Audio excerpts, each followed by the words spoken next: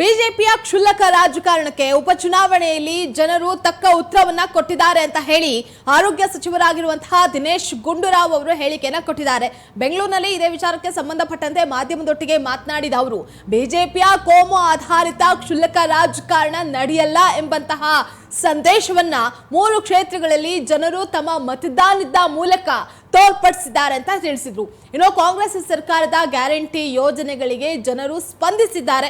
ಈ ಚುನಾವಣೆಯ ಫಲಿತಾಂಶ ಕಾಂಗ್ರೆಸ್ ಸರ್ಕಾರ ಇನ್ನಷ್ಟು ಒಳ್ಳೆಯ ಕೆಲಸಗಳನ್ನ ಮಾಡಬೇಕು ಅನ್ನುವಂತಹ ನಿಟ್ಟಿನಲ್ಲಿ ಪ್ರೇರೇಪಣೆ ಆಗಿದೆ ಅಂತ ಕೂಡ ಹೇಳಿದ್ರು.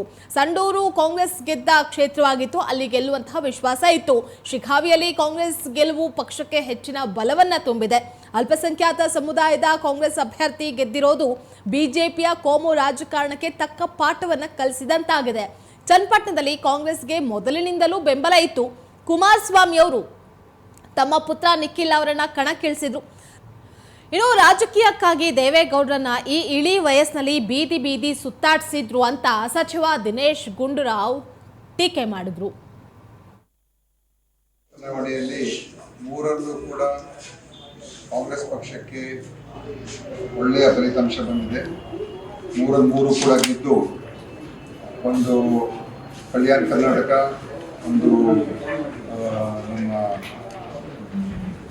ಕಿತ್ತೂರು ಕರ್ನಾಟಕ ಮತ್ತು ಇನ್ನೊಂದು ಹಳೆ ಮೈಸೂರು, ಮೂರಲ್ಲೂ ಕೂಡ ನಾವು ಒಳ್ಳೆಯ ರಿಸಲ್ಟ್ ಬಂದಿರೋದು, ಒಳ್ಳೆಯ ಮಾರ್ಜಿನ್ ಗೆದ್ದಿದ್ದಾರೆ. ಭಾಳ ಸಂತೋಷ. ಇದು ನಮ್ಮ ಸರ್ಕಾರದ ಒಂದು ಕೆಲಸ ಕಾರ್ಯಗಳು ಮತ್ತು ಕಾಂಗ್ರೆಸ್ ಮೇಲೆ ಇರುವಂಥ ವಿಶ್ವಾಸ ಮತ್ತು ಬಿಜೆಪಿಯ ಒಂದು ಸುಳ್ಳಿನ ಆಧಾರಿತವಾದಂಥ ಒಂದು ಪ್ರಚಾರ ಇತ್ತು. ಅದಕ್ಕೆ ಉತ್ತರ ಕೊಟ್ಟಿದ್ದಾರೆ ಜನ. ಯಾಕಂದರೆ ಪದೇ ಪದೇ ಅವರು ಏನನ್ನೋ ಇಟ್ಕೊಂಡು ಅದು ಜನರಲ್ಲಿ ಗೊಂದಲ ಸೃಷ್ಟಿ ಮಾಡ್ತಕ್ಕಂಥ ಪ್ರಯತ್ನ ಮಾಡ್ತಾ ಇದ್ರು. ಅನಾವಶ್ಯಕವಾದಂಥ ಒಂದು ವಿಷಯಗಳು ತಗೊಳ್ಳೋದು ಮತ್ತು ಕೇಂದ್ರ ಸರ್ಕಾರನ ಉಪಯೋಗಿಸ್ಕೊಂಡು ನಮ್ಮ ಮುಖ್ಯಮಂತ್ರಿಗಳ ಮೇಲೆ ಸುಳ್ಳಿನ ಆರೋಪಗಳನ್ನ ಅವ್ರ ಮೇಲೆ ಮಾಡಿ ಅವ್ರಿಗೆ ತೊಂದರೆ ಕೊಡುವಂಥ ಒಂದು ಪ್ರಯತ್ನ ಇದೆಲ್ಲವನ್ನು ಕೂಡ ಮಾಡಿದ್ದಾರೆ.